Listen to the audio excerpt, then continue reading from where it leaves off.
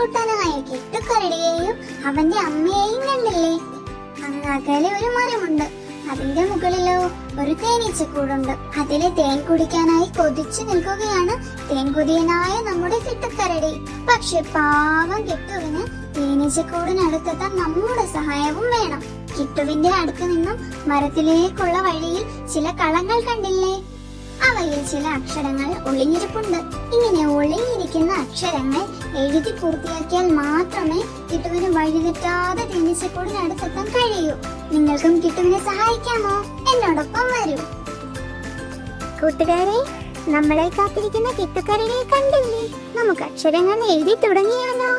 റ, ന, ര, ത, വ, പ, മ, ഗ, ല, യ.